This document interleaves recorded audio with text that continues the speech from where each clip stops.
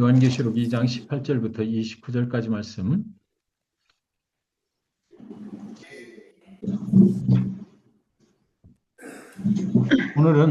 오늘부터 두아디라 교회에 대한 말씀입니다. 소제목으로 제가 끝까지 버티시기 바랍니다라는 소제목을 제가 붙여봤습니다. 사도행전 16장에 보면 무슨 얘기가 있느냐면은 사도 바울 일행이 소아시아 지역으로 이제 나아가려고 이렇게 북쪽으로 올라가서 계속 전도를 이제 시도를 하죠.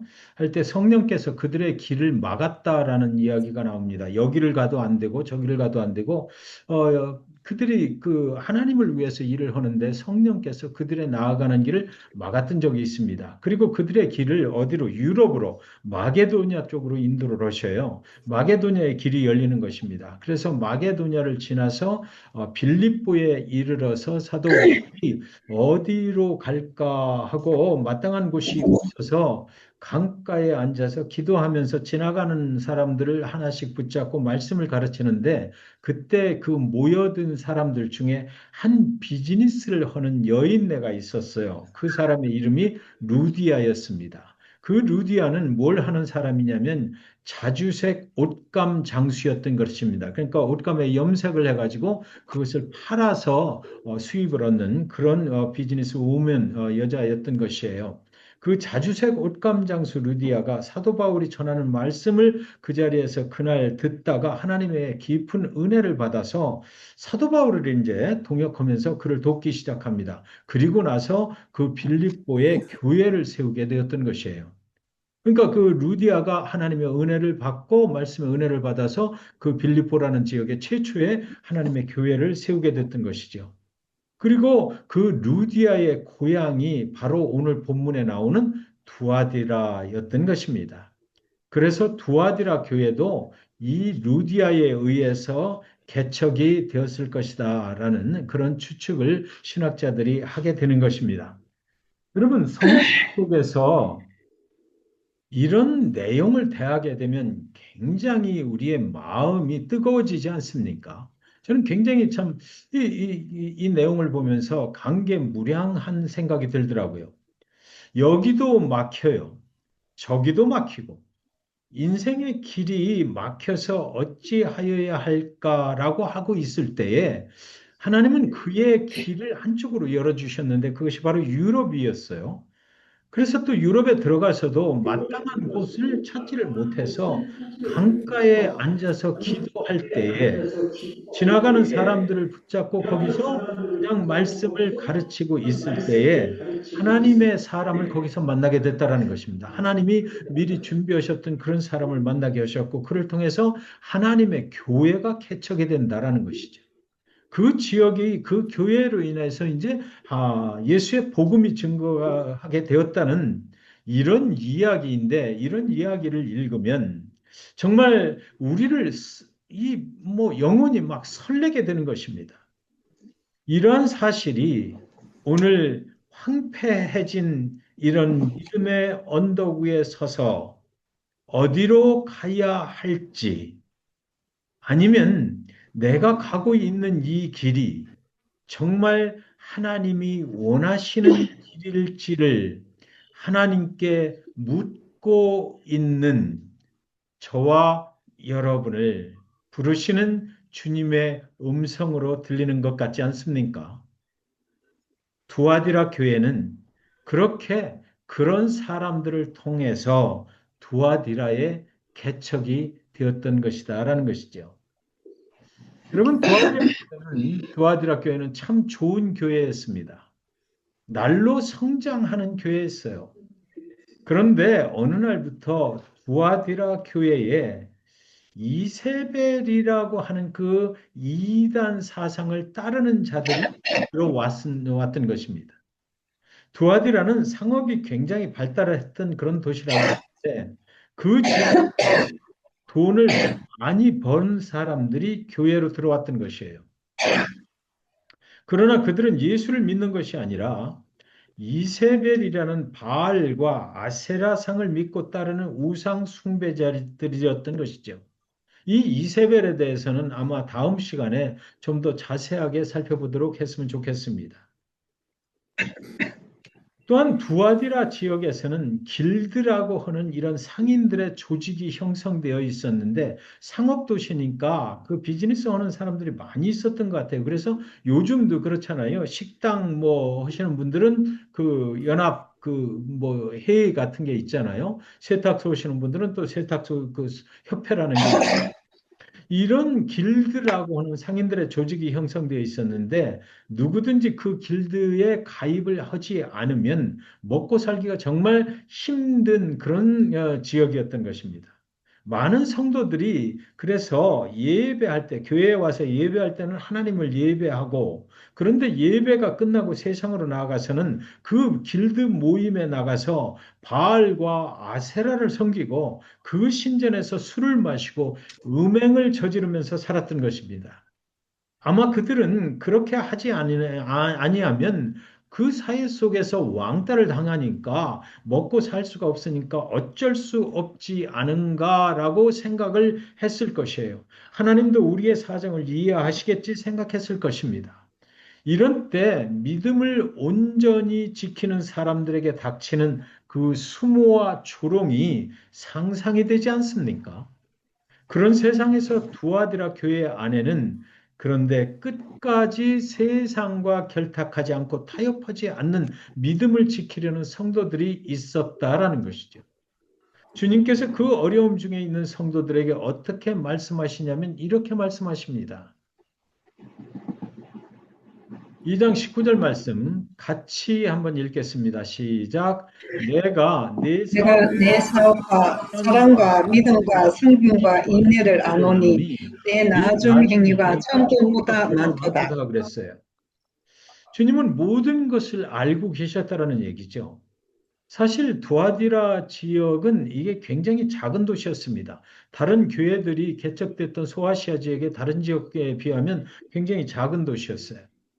그런데 그 작은 도시에서 작은 성도들이 믿음을 지키기 위해서 세상 유혹 따르지 아니하고 여기 보시면 이 말씀 중에 뭐라고 되어 있습니까? 사랑과 믿음과 섬김과 인내로 견디고 버티고 있는 그 모습을 주님은 다 보았다. 아노니라고 말씀하셨습니다. 그리고 주님은 그들에게 말씀하시는데 뭐라고 그러냐면 네 나중 행위가 처음 것보다 많도다 그러셨어요. 여기서 많다라고 하는 말은 그들이 주님을 믿는 믿음으로 서로 사랑함이 더욱 많아졌다는 것이고 서로 섬김이 더욱 강해졌다는 것이고 세상 유혹을 견디며 믿음을 지키는 그 인내가 예전보다 더욱 많아졌다는 것을 말하는 것입니다. 왜 그랬을까요? 왜 그들은 이렇게 사랑과 믿음과 섬김과 인내가 처음보다 더 많아졌을까요? 이 핍박이 많은 세상에서 믿음 생활을 하기가 힘든 이 상황 속에서 어떻게 이렇게 많아졌을까요? 왜 그랬을까? 그들에게는 말씀드린 것처럼 상황이 그런 상황이었기 때문에 이세벨을 따르는 자들이 그 교회 안에 들어와 있었기 때문입니다. 그들에게는 이세벨을 따르는 자들이 함께하고 있었기 때문이에요. 불이익을 당하더라도 그들을 따르지 아니하고 예수를 믿는 믿음을 굳게 지키려는 그 소수의 성도들에게는 서로 사랑함이 갈수록 많아져야만 했을 것이고 믿음을 지키기 위해서 서로 섬김이 갈수록 많아져야만 했을 것이고 그 믿음을 지키기 위해서 서로 믿음으로 인내함이 갈수록 더 결속이 되고 많아졌어야 할 것이다라는 것이지요. 누가 여러분 처음보다 작아지기를 원하는 사람이 있겠습니까? 그런데 여러분, 많은 오늘날 교회들은요, 이런 차원에서 생각하면 처음보다 작아진 교회들이 많다는 것입니다. 무엇이 작아진 것일까요? 교회의 겉모습은 더욱 화려해지고 웅장해지고 커졌는데도 불구하고 교회 안에서 사랑과 믿음과 섬김과 인내가 작아졌다라는 것이에요. 모든 교회는 다 많아지고 훌륭해지고 더 커지기를 원하는 것이죠. 그런데 문제는 무엇이 더 커지기를 원하느냐가 문제라는 것입니다. 무엇이 더 많아지기를 원하느냐? 그것이 문제인 것이죠. 무엇을 위해서 성장해야 하는 것일까요? 아무리 더 커졌어도 거기 예수가 없다면 아무것도 아닌 것입니다.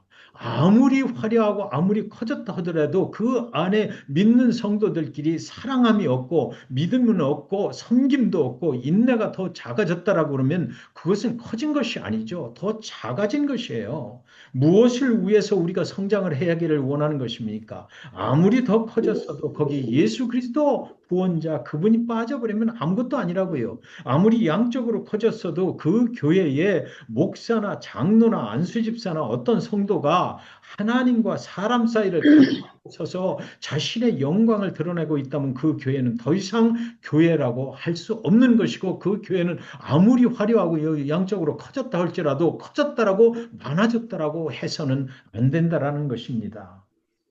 그래서 성경에는 다 아는 말씀이 있잖아요. 한두 사람이 모인 곳에 하나님이 함께 하신다고 하셨어요.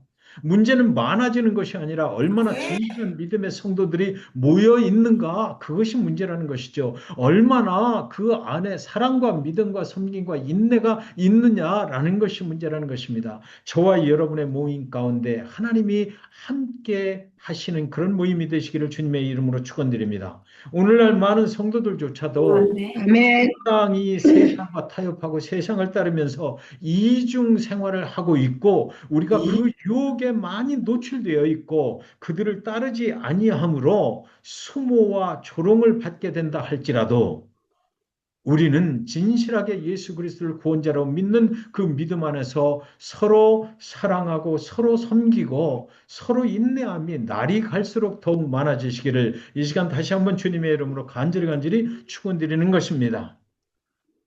주님은 아멘. 단보섬에 유배되어 있었던 요한을 통해서 소아시아에 있는 7교회에게 편지를 보내신 것이잖아요. 각각의 편지마다 그 편지를 보내시는 주님이 어떤 분이신지를 자신을 먼저 분명히 소개를 하시고 편지 글을 시작하십니다. 에베소 교회에 보내시는 편지에서 주님은 자신을 소개하시기를 에베소 교회의 사자에게 편지하노라 오른손에 있는 7뼈를 붙잡고 7금 촛대 사이를 거니시는 이가 이르시되 라고 자신이 누구신지를 분명히 밝히시고 편지를 쓰시기 시작해요. 서머나 교회에도 보내실 때도 서머나 교회 사자에게 편지하라 처음이며 마지막이요 죽었다가 살아나신 이가 이르시되라고 자신을 소개를 하십니다. 버가목 교회 사자에게 편지하라 좌우에 날상검을 가지신 이가 이르시되 버가목 교회에게도 자신을 먼저 이렇게 소개를 하시고 편지를 쓰시라고 하셨어요. 두아디라 교회의 사자에게 편지하라 그 눈이 불꽃 같고 그 발이 빛난 주석과 같은 하나님의 아들이 이르시되 오늘 본문에 나오는 두아디라 교회의 사자에게 편지하라 그 눈이 불꽃 같고 그 발이 빛난 주석과 같은 하나님의 아들이 이르시되 누군가가 여러분 이렇잖아요. 누군가가 나에게 무슨 말을 해올 때에 그 사람이 누군가에 따라서 저에게 전해지는 느낌이나 그 무게가 달라지는 것은 당연한 것입니다. 그렇죠? 제가 정말 하나님께서 직접 나에게 말씀을 하신다고 한번 생각해 보세요. 그것을 우리가 어떤 자세로 어떻게 들어야 될지 그 느껴지는 무게감이나 내가 그것을 막 경청하려고 하는 그 태도가 달라지는 것입니다. 그래서 주님은 이 천지 만물을 창조하시고 운행하시는 분이시잖아요. 그분께서 미리 얘기를 하는 거예요. 나는 이런 사람이다. 내가 지금부터 말을 할 테니까 잘 들어라라는 거지요. 그렇다면 오늘 두아디라 교회에게 말씀하시는 주님은 과연 어떤 분이신지 두아디라 교회의 사자에게 편지하라 그 눈이 불꽃 같고 그 발이 빛난 주석과 같은 그 하나님의 아들 예수께서 이르시되 이렇게 돼 있는 거죠. 주님은요, 연약한 자를 도우시는 주님이십니다. 그 말씀이 여기에 있어요. 두아디아라는 도시는 요한계시록에 나오는 7교회가 있는 도시 중에 가장 작은 도시라고 말씀드렸죠. 두아디라 교회는 아주 작은 도시에 세워진 자그마한 교회였어요. 그런데 이상하게도 이 7교회 중 다 편지를 받았는데 이 작은 두아디라에 세워진 작은 교회, 그 두아디라 교회에 쓰신 편지의 내용이 일곱 교회에 보내신 편지의 내용 중에서 가장 길었다라는 것입니다. 주님은 왜 이 작은 도시에 세워진 두아디라 교회에게 가장 큰 편지를 보냈을까요? 가장 긴 편지를 보내셨을까요? 아마도 첫째는 가장 연약해 보였기에 그랬을 것입니다. 무슨 말입니까? 주님은 강한 자보다 연약한 자에게 관심이 많으시다라는 것이죠. 주님께서는 큰 도시의 대형 교회에도 관심을 갖고는 계시지만, 그러나 오늘 저와 여러분처럼 아주 작은 성도들의 예배 모임에 더욱 지대한 관심을 가지고 계시다라는 것이에요. 그리고 또 다른 이유를 든다면 정말 간곡하게 긴히 할 말씀이 있으셔서 그러실 것이다라는 거지요. 정말로 주님의 말씀대로 하지 않으면 안 되는, 그래서 간곡하게 뭔가를 권유하고 싶고 지적도 해주고 싶고 일러주고만 싶은 그런 말씀이 계셨기에 그렇게 긴 편지를 간곡한 입장에서 쓰셨을 것이다라는 거죠. 주님께서 그들의 연약함과 부족함을 가장 긍휼히 여기셨다는 말씀이 아닐까요? 정말 사랑하는 사람에게 쓰는 편지는 정말 간절한 내용들이 많이 기록이 되어서 긴 편지가 될 수밖에 없는 것 아니겠습니까? 그렇다면 두아디라 교회에 편지를 쓰신 주님은 여기 자신을 소개하셨는데 어떤 분이라고 자신을 소개하고 있는지 한번 살펴보기를 원합니다. 첫 번째로요, 주님은 불꽃 같은 눈을 가지신 분이십니다. 그 눈이 불꽃 같고 그랬어요. 반모섬에 갇혀 있는 요한에게 말씀하시는 주님의 모습은 그 눈이 불꽃 같은 예수님이시다라는 겁니다. 주님의 불꽃 같은 눈은 뭡니까? 사람의 속을 훤히 다 비춰 볼 수 있는 그런 눈을 가지셨다라는 거죠. 여러분, 저와 여러분의 눈은 인간의 외모밖에는 볼 수 없어요. 그 마음의 중심에 무엇이 들어있는지 우리는 알 수가 없습니다. 그러나 주님의 불꽃 같은 눈은 우리의 마음 속까지 다 보실 수 있는 그런 눈이시죠. 상처를 받아서 심히 아파하는지, 낭망하고 있는지, 다른 사람에게는 말할 수 없는 혼자만의 어떤 그런 상처들을 끌어안고 있는지, 주님의 불꽃 같은 눈앞에는 다 드러난다라는 것이죠. 그래서 주님은 알고 계시고 주님의 그 눈앞에 숨길 것이 하나도 없이 다 드러날 수밖에 없다라는 것입니다. 겉으로는 우리가 태연한 척하고 있지만 마음속에서는 무엇을 두려워하고 있는지 주님의 불꽃 같은 눈으로 들여다보시면 주님은 다 알 수가 있다라는 것입니다. 그분이 불꽃 같은 눈으로 지금 저와 여러분 자신을 보시면 무엇이 드러날까요? 그분 앞에 드러나지 않을 것도 없고 우리가 숨긴다고 해서 숨겨질 것도 없다라는 것입니다.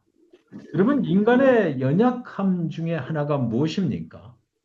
인간의 연약함은 주님 앞에 숨기면 숨겨지겠지라고 생각한다라는 것입니다. 그래서 아담과 하와가 하나님을 떠나서 두려워서 동산나무 뒤에 숨었어요. 하나님이 그들이 어디에 있는지 모르실 리가 없잖아요. 아담아, 네가 어디에 있느냐? 하나님이 모르는 척하고 그렇게 부르십니다. 그들은 동산나무 뒤에 숨었습니다라고 말해요. 그들은 당신들의 죄악을 나무가 덮어줄 줄 알았던 것 같아요. 하나님과 나 사이에 나무 뒤에 내가 숨어버리면 나무 때문에 하나님이 그것을 못 보시고 나의 죄악을 못 보실 것이다. 아마 그렇게 생각이 들었던 것 같습니다. 인간의 허물과 죄악은 산에 있는 나무 뒤에 숨는다고 해결되는 것이 아니죠. 우리의 모든 모습을 불꽃 같은 눈으로 보고 계시는 주님 앞으로 나아가야 그 모습을 그대로 있는 모습 그대로 나아가면 해결이 되는 것인데 죄악된 인간의 연약함은 나무로 그것을 가리려 했다라는 것입니다. 우리의 연약함을 긍휼히 여기시고 당신이 대신 우리를 위해서 십자가에 죽으시고 영원한 생명으로 회복시켜 주시는 그 예수님 앞에 나와야 우리의 모든 연약함은 회복되는 줄 믿으시기 바랍니다. 두 번째 주님은 아멘. 빛난 주석과 같은 발을 가지신 분입니다. 두아디라 교회의 사자에게 편지하라. 그 눈이 불꽃 같고 그 발이 빛난 주석과 같은 하나님의 아들이 이르시되 그랬습니다. 두아디라 교회에 편지를 쓰신 주님은 또 다른 모습을 가지고 계세요. 주님의 발은 빛난 주석과 같은 발이다라는 것이죠. 주님의 발은 거룩한 발입니다. 주님의 보좌 앞에 앉으신 발이거든요. 하나님의 보좌 앞에 앉으신 발이거든요. 이 땅에서는 고난을 받으시고 십자가에 못 박히신 발이지만 승천하셔서는 하나님 우편에 오르사 세상 모든 민족이 그 발 앞에 무릎을 꿇게 하시는 그 주석과 같은 발이라는 것입니다. 시편 22편 27절 말씀 함께 봉독하도록 하겠습니다. 같이 읽습니다. 시작. 땅의 모든 땅의 모든 끝이 여호와를 기억하고 돌아오며 돌아오며 모든 모든 나라의 모든 족속이 족속이 주의 주의 앞에 앞에 예배하리니. 예배하리니. 아멘. 그렇습니다. 우리의 잘못을 지적하시고 심판하심으로 우리의 잘못을 깨닫고 다시 새롭게 될 수 있는 길을 열어주신다라는 거죠. 그것이 심판의 원래 목적이에요. 주님께서 우리를 심판하실 때, 우리를 권면하실 때 그 목적은 뭐냐면 모든 민족이 예수를 믿고 예수 앞으로 돌아와서 영원한 생명을 얻는 거죠. 하나님 앞으로 다시 돌아오게 하는 거. 그것이 그 심판과 징계의 목적인 것입니다. 여호와 앞으로 돌아와서 그분을 경배하게 하는 것이에요. 이것이 우리를 징계 또는 심판하시고 또 권면하시는 그 목적이라는 거죠. 두아디라 교회와 성도들에게도 잘못된 것들이 있었어요. 이세벨을 용납한 거죠. 그리고 또 세상에 어떤 그런 상업조합 같은 데서 우상을 섬기는 일에 참여를 하는 것, 그런 것들은 잘못됐다고 지적을 하시거든요. 그런 모든 것들은 바로 왜 그러냐? 그러면 그들이 회개하고 돌아와서 여호와의 발 앞에 엎드려 경배하게 하고 영원한 생명의 길로 가게 하시기 위함인 것입니다. 두아디라 교회 성도들에게 그 잘못을 권면하시는 거, 이렇게 하면 안 된다라고 하시는 목적은 바로 다시 주님 앞으로 돌아오라고 하시는 것입니다. 여러분, 저와 여러분에게도 살다 보면 하나님을 멀리 했던 적이 있으신가요? 그 발이 빛난 주석과 같으신 심판자가 되시는 주님 앞에 회개하고 주님 앞으로 돌아와 주의 앞에 진정으로 예배할 수 있게 되시기를 주님은 바라고 계신 것, 그것을 여러분 믿으시기 바랍니다. 돌아오기만 하면, 있는 아멘. 그대로 돌아오기만 하면 그분은 우리를 품어주시는 분이세요. 그분은 우리를 영원한 생명의 길로 다시 회복시켜 주시는 그런 주님이신 것입니다. 세 번째, 주님은 하나님의 아들이시다 이렇게 말했거든요. 같이 읽겠습니다. 시작. 두아디라 교회의 사자에게 편지하라. 그 눈이 불꽃 그 같고 눈이 발이 불꽃 빛난 주석과 같고 그 같은 발이 빛난 하나님의 주석과 아들이 같은 하나님의 이르시되 아들이 그랬습니다. 이르시되. 여기 정말 특이한 내용이 있지 않습니까? 주님은 요한계시록에 7교회에게 편지를 보냈는데 그 중에서 유일하게 두아디라 교회에 보낸 편지에서만 주님을 하나님의 아들이라고 소개를 하고 있는 것이에요. 왜 그랬을까요? 하나님의 아들이라는 호칭이 사용된 것은 두아디라라는 이 도시의 상황과 무관하지 않다라는 것입니다. 이미 서두에서 말씀 나눴던 것처럼 두아디라에는 상인 조합이 있었는데요. 이 상인 조합에 길드라고는 이 상인 조합에 가입을 하지 않으면 두아디라 지역에서 살아가기가 굉장히 힘든 것이에요. 그런데 그 길드라고 하는 상인 조합은 아폴로 신을 섬기는 것입니다. 교인들도 그 지역에서 살아남기 위해서는 어쩔 수 없이 길드에 가입을 해야만 했고 우상을 섬기는 이중 생활을 해야만 했던 것이죠. 그런데 문제는 이 두아디라라는 이 도시 사람들은 길드에 가입을 하고 거기서 무엇을 하냐면 제우스의 아들, 제우스 신의 아들인 이 아폴로를 섬기는 것입니다. 그래서 주님은 자신을 소개할 때 제우스의 아들인 아폴로가 참 신이 아니라 하나님의 아들이신 나, 예수가 참된 구원자다라는 것을 분명히 그들 앞에 말씀을 선포를 하셨던 것이지요. 구원은 오직 하나님의 아들이신 예수 그리스도로만 받을 수 있는 것이다라는 것이고 그분만이 영원한 생명으로 우리를 인도하시는 우리의 참 목자가 되신다라는 것입니다. 아멘. 교회라는 이런 피지컬한 건물이나 모임이나 교회 안에 있는 어떤 사람이 우리를 구원하지 못한다라는 것이에요. 아무리 신령한 목사라 할지라도 그 목사라는 사람이 우리를 구원하지 못한다라는 것입니다. 여러분, 성경에는 이런 것들이 정말 정확하게 명시가 돼 있어요. 같이 읽습니다. 시작. 예수께서 이르시되 내가 이르시되 내가 곧 길이요 진리요 이 나로 생명이니 나로 말미암지 알지 아버지께로 않고는 올 자가 아버지께로 올 자가 없느니라. 없느니라. 아멘입니다. 아멘. 요한복음 10장 27절, 28절 같이 읽을까요? 시작. 내 양은 내 내 음성을 양은 들으며 내 음성을 들으며 나는 그들을 알며 그들은 나를 내가 그들에게 따르느니라. 영생을 내가 주노니 그들에게 영생을 영원히 주노니 것이요 영원히 그들을 내 멸망하지 손에서 아니할 빼앗을 자가 것이요 없느니라. 또 그들이 내 여러분, 손에서 빼앗을 자가 없느니라. 세상 사람이나 우상을 쫓아가면 그가 세상의 어떤 그 우상이 우리에게 영원한 생명을 줄 것 같아서 거기를 쫓아가면 그가 주는 영생은 영원히 멸망하지 아니할 것이 아니죠. 영원히 멸망할 것으로 인도하는 것이에요.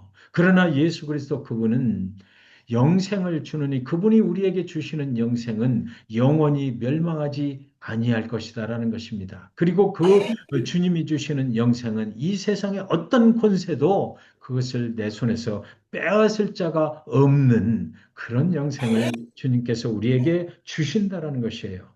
아멘. 저와 여러분의 구원자는 그래서 제우스의 아들 아폴로가 아니라 세상에 적당히 타협해서 우상에게 절하면서 살아갈 때 거기에 영생이 있는 것이 아니라 우리를 위해서 십자가의 생명을 주시기까지 우리를 사랑하신 그 오직 예수 그리스도 한 분뿐인 것, 그것을 여러분 분명히 믿으시기 바랍니다. 아멘. 아멘. 구아드라 교회에는 이세벨을 따르는 이단들이 들어와 있었다라고 말씀드렸죠.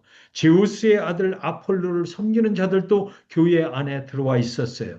길드라고 하는 그 상인조합에 가입이 되어서 아폴로 신전에 가서 온갖 음행을 하는 사람들이 교회 안에 들어와서 함께 예배를 드리고 교제를 했다라는 것입니다. 이 상황이 얼마나 정말 믿음을 지키기를 원하는 사람들을 어렵게 만들었을까요? 그런데도 정말 놀라운 것은 그 교회 안에는 끝까지 이세벨을 따르지 아니하고 길드에 가입하지 아니하고 아폴로를 섬기지 않고 오직 예수를 믿는 진실한 성도들이 있었다. 내가 그것을 안다라고 주님은 말씀하신 것입니다.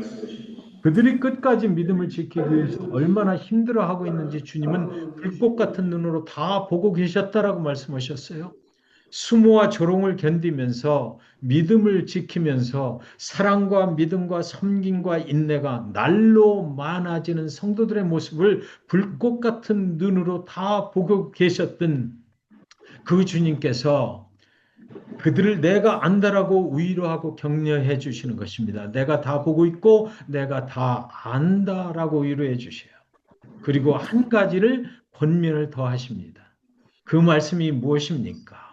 오늘날과 같이 여러분 세상의 유혹이 심한 시대에 믿음을 지키기 위해서 힘쓰고 애쓰는 성도들에게 주님이 주시는 도전의 말씀이 여기 분명하게 적혀 있는데 2장 25절의 말씀 같이 한번 봉독합니다. 시작.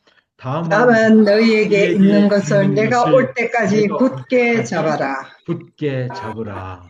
아멘입니다. 성경 말씀은 너무 좋아요. 우리에게 얼마나 위로가 되는지 모릅니다. 여러분에게 있는 것이 무엇입니까? 예수 그리스도 다시 오셔서 주석 같은 그분의 발로 심판하실 그날까지 그 사랑과 믿음과 섬김과 인내를 굳게 잡으라고 하시잖아요. 아무리 세상 유혹이 심해도 아무리 소롱을 당해도 아무리 포기할 수밖에 없는 상황이 닥친다 하더라도 인내하면서 끝까지 버티라고 주님 말씀하시는 거거든요. 주님은 저와 여러분을 구원하셔서 영원한 생명의 길로 인도하시기 위해서 십자가에 달려 돌아가시기까지 그 믿음을 버리시지 아니하시고 굳게 버티셨어요. 그래서 그분은 승리하셨거든요. 그러니까 그 주님을 따르는 저와 여러분에게도 오늘 믿음을 지키기 위해서 너무 힘들지? 내가 알아. 오늘 믿음을 지키기 위해서 세상과 타협하지 않고 살아가기 위해서 정말 힘들지. 세상의 교회들이 전부 다 황폐해 있고 정말로 핍박당하고 박해를 당할 수밖에 없고 조롱과 수모가 심하지. 내가 다 알아. 그럼에도 불구하고 내가 너희에게 할 수 있는 말은 무엇이냐면 나는 나를 보라라는 거죠. 나는 그 십자가에 승리한 사람 아니냐. 끝까지 믿음을 지켰다. 그리고 나는 결국 승리했다. 그러니까 나를 너희가 정말 믿는다면 너희도 승리하실 것이니까 의심하지 말고 사랑과 믿음과 섬김과 인내로 끝까지 내가 다시 가는 그날까지 너희는 그 믿음을 굳게 잡으라. 라고 주님께서 지금 권면의 말씀을 하시는 것입니다. 주님은 저와 여러분을 구원하셔서 영원한 생명의 길로 인도하시기 위해서 그 일을 하셨잖아요. 그러니까 너희도 그렇게 하면 된다. 여러분, 저와 여러분, 이 말씀이 우리를 도전케 합니다. 그래서 저와 여러분, 예수님처럼 끝까지 이 믿음을 굳게 잡고 버티시기 바랍니다. 세상에서는 우리는 버티는 수밖에 없어요. 여러분, 이런 이야기가 있더라고요. 어린 4살짜리 탐이라는 아이가 있는데 이 아들이 엄마를 따라서 쇼핑을 나갔습니다. 그 엄마가 쇼핑 카트 위에 이 아들을 태우고 그로서리 들어가서 쇼핑을 이것저것 하는 거예요. 어린 아들이 언제 보았는지 지나가다가 그 초콜릿 쿠키를 본 것입니다. 그리고 엄마한테 얘기해, 마미, I wanna buy the chocolate cookie. 라고 소리를 지르는 것이지. 자꾸만 엄마가 안 된다고 얘기해요. 그거 먹으면 안 좋으니까 엄마는 사주려고 하질 않는 거죠. 그런데 아이는 안 그러는 거죠. 타면은 계속해서 큰 소리로 엄마가 안 된다고 하면 할수록 자꾸 큰 소리를 지르는 겁니다. Mommy, I wanna buy that chocolate cookies. chocolate cookies. 엄마가 끝까지 안 된다고 해요. 엄마가 단호하게 거절을 하고 이제 드디어 그 아이를 카트에 태운 채로 체크아웃을 하는 겁니다. 체크아웃 그 카운터에 줄을 섰어요. 그때요, 탐이 이 어린아이가 그 카트에서 앉아있질 않고 벌떡 일어서서 두 손을 들고 하나님께 큰 소리로 거기 사람들이 쭉 서 있는데 거기서 그 꼬마아이가 기도를 하는 것입니다. 예수님, 저는 저 초콜릿 쿠키를 사고 싶습니다. 예수님이 무엇이든지 구하라. 그리하면 내가 너에게 주리라고 하셨잖아요. 그런데 예수님, 마미가 지금 안 된다고 해요. 예수님, 그러면 다른 어떤 방법이라도 사용하셔서 저에게 그 초콜릿 쿠키를 사주세요. 라고 큰 소리로 기도를 하는 것이에요. 그러니까 주변에 있는 사람들이 그 아이의 모습을 보면서 웅성웅성거리는 겁니다. 아이, 저 엄마 진짜 그거 하나 사주지. 정말 애한테 왜 저러는 거야? 아이가 저렇게 원하는데 그게 뭐라고 초콜릿 쿠키를 안 사주고 저러는 거야. 타미는 계속해서 예수님 초콜릿 쿠키를 사주세요. 마미가 안 사줘요. 어떻게 해서든지 사주세요라고 기도를 막 큰 소리로 하는 것입니다. 그러니까 그 마미가 어떻게 했어요? 사람들이 다 자기를 쳐다보고 있는데 그래서 결국 마미가 사람들 보기가 너무 창피하니까 얼른 가서 그 뭐 타미가 원하는 초콜릿 쿠키 2팩을 집어다가 카트에 올려 놓았던 것입니다. 타미가 그때 뭐라고 그런지 아세요? 하늘에다 두 손을 들고 마미한테 고맙다, 땡큐 마미 온 게 아니고 땡큐 지저스 하는 것입니다. 주변에 시선을 아랑곳하지 아니하고 끝까지 주님의 이름으로 버틴 결과죠. 그래서 타미는 초콜릿 쿠키를 결국 먹게 됐다라는 것입니다. 우리는 지금 여러분 이 말세의 세상 가운데 체크아웃 그 라인에 서 있는 것만 같아요. 우리가 서 있는 그 체크아웃 라인에서 우리가 할 수 있는 일이 무엇일까요? 다만 너희에게 있는 것을 굳게 잡으라고 하셨습니다. 지금 여러분에게 있는 것이 무엇입니까? 그것은 바로 우리 주님이에요. 우리의 믿음이 변질되지 않고 세상과 적당히 타협하지 않으면서 우리 주님 예수 그리스도 우리를 위하여 다시 오시는 그날까지 우리 주님을 굳게 잡고 버티시기 바랍니다. 세상 많은 교회와 성도들이 이세벨을 따라갑니다. 세상이 다 그러니 나도 어쩔 수 없지 않느냐. 우리도 이 정도는 그저 그냥 그렇게 가도 하나님이 이해하시겠지라고 말할 때 사랑하는 성도님들은 우리는 그럴 수 없다라고 말하면서 주님의 은혜의 능력을 붙잡고 버티시기 바랍니다.